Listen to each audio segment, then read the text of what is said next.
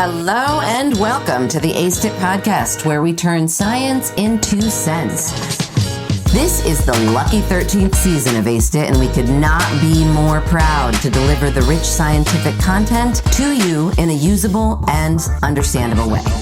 ACE-IT is brought to you via the Justice Community Overdose Innovation Network, or JCOIN. If you're new to ACE-IT, welcome, and check out the prior seasons to begin or continue your learning journey. We are exceptionally grateful for every listener, and we promise we will continue working to help you learn and never let you down. Also, a quick plug for a few other JCOIN features. Did you know that you can get technical assistance for your organization from the experts at JCOIN? And did you know you can apply for small research grants to help fund an innovative study idea? Yep, also through JCOIN. And did you know you can apply to be a JCOIN Leap Scholar or investigator to improve your own skills? Also through JCOIN. If any or all of these exciting offerings sound interesting to you, check out our website, www.JCOIN-CTC.org, and learn about the many JCOIN offerings beyond ACE-IT that may help you learn and grow in ways that improve lives, including your own. With that, I'm honored that you're with us. I'm Danielle Rudes, your host, and this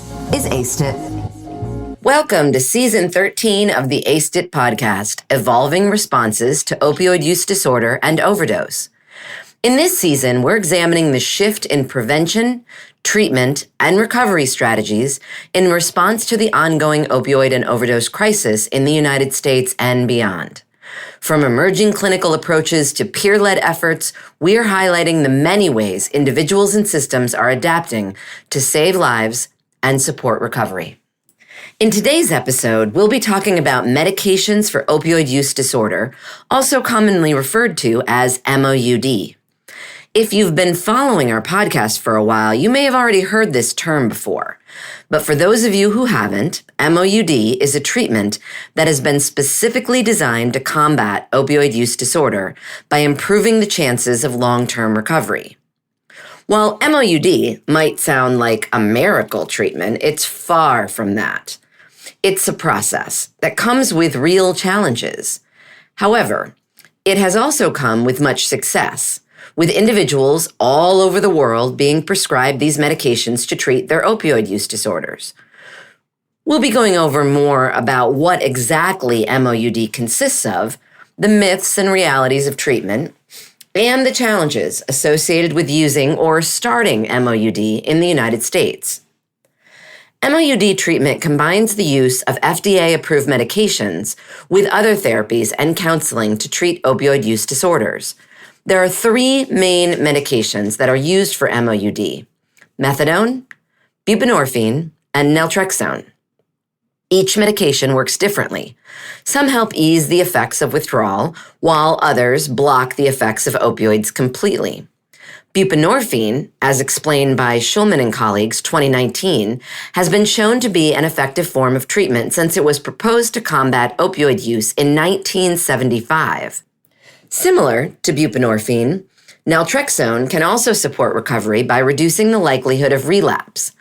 Methadone, referred to as the quote-unquote gold standard of treatment by Bell and Strang 2019, reduces withdrawal symptoms and cravings, ultimately helping stabilize individuals while they work toward recovery. Like I said before, this treatment isn't perfect, and everyone is different. Those who suffer from opioid use disorder have to find the plan that works best for them. A process that can sometimes take years of adjustment and patience before finding the right fit.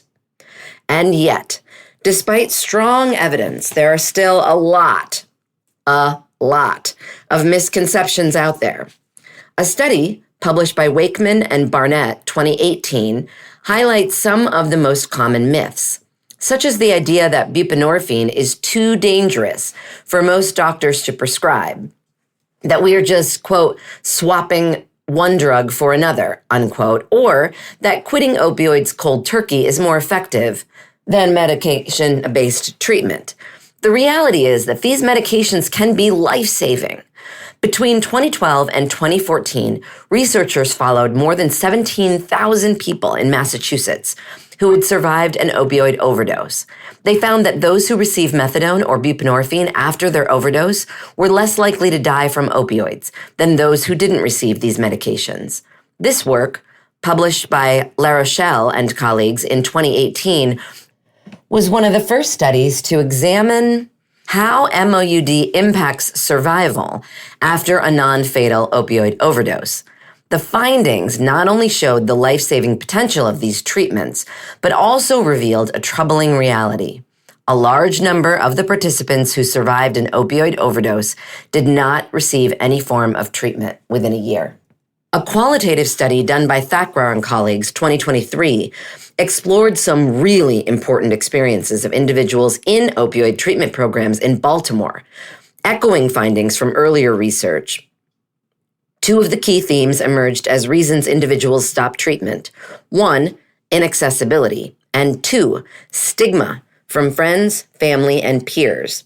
Not only did individuals describe living in a state of precarity while in methadone treatment, fearing that unforeseen barriers could prevent them from accessing their treatment, but they also reported that stigma contributed to the decision to stop methadone treatment.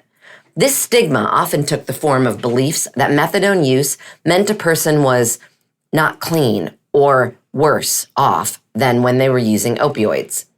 Accessing and maintaining treatment are complex and sometimes deeply personal. These issues can leave individuals feeling vulnerable and or alone.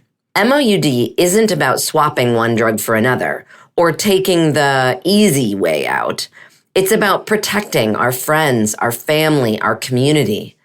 MOUD gives people a real chance at recovery, but only if people can access them, stay on them, and feel supported while doing so. Combating overdose and opioid use disorder requires reducing stigma, improving access, and building systems that meet the needs of all people. Whether you're a healthcare worker, a policymaker, or someone who simply cares about others, we all play a role in creating an environment where treatment is possible and sustainable. Thank you for listening to the ASTIT podcast. We love hearing from you. So if you have comments, topics to suggest, or some science you'd like us to cover in a future season, please write me.